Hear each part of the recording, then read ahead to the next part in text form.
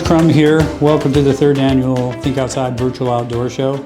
In this seminar, we're going to talk about the triple surgeon's knot. It's a knot we use for connecting the butt section of our leader to our tippet. And we use this knot when we're fishing a bobber and a bead, or perhaps just a short length of leader past a sink tip where we have a butt section followed by a lighter tippet section.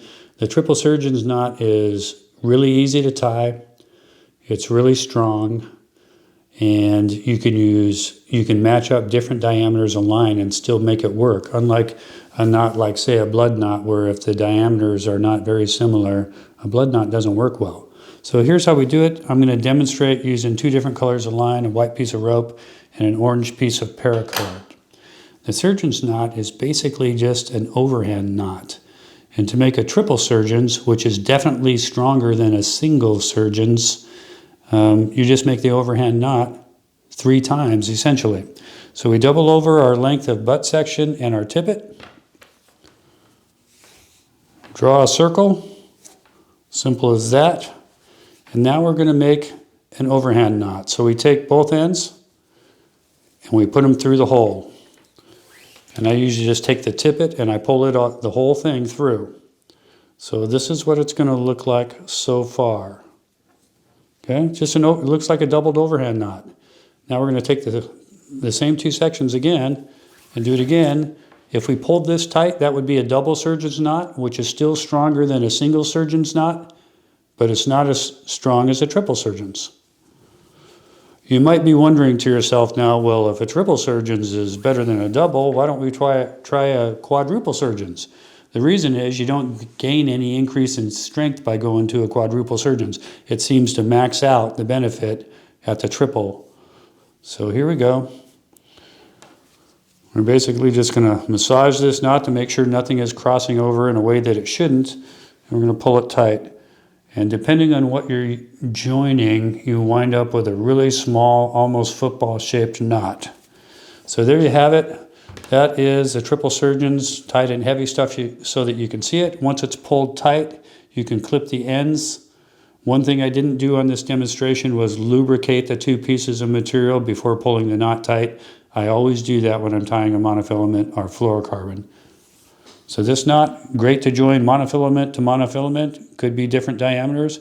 Great to join fluorocarbon to monofilament, again, could be different diameters. Works for both. This is not a knot that we use for joining braid to mono, though. Okay, now we're going to demonstrate how to tie the triple surgeon's knot using 2 different strands of fluorocarbon. On this side, I've got 17-pound Seaguar STS fluorocarbon. This is 12-pound P-line SS fluorocarbon. So to make the triple surgeon's knot, we're just going to overlap the 2 lengths of line. I like to take about 6 inches or so. That makes it easy to handle. I'm just going to make them as if I'm going to tie an overhand knot, which is essentially all we're doing with this knot. There's 1.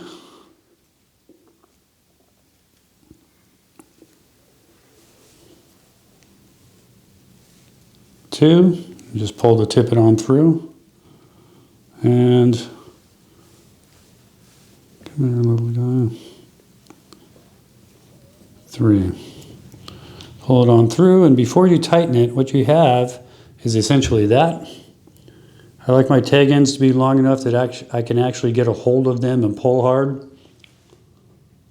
I lubricate them, slowly pull them tight.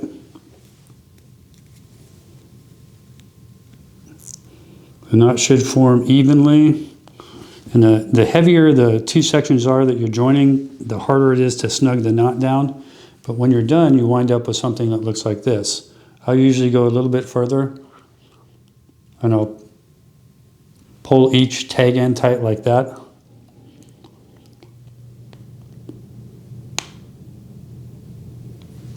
Then I'll clip out the tag ends. And that's your completed triple surgeon's knot. It's easy to tie. It's really fast on the water. You can do this in a matter of seconds if you've done it a few times. And it's proven to be very strong. At least as strong as a blood knot, but way easier to tie.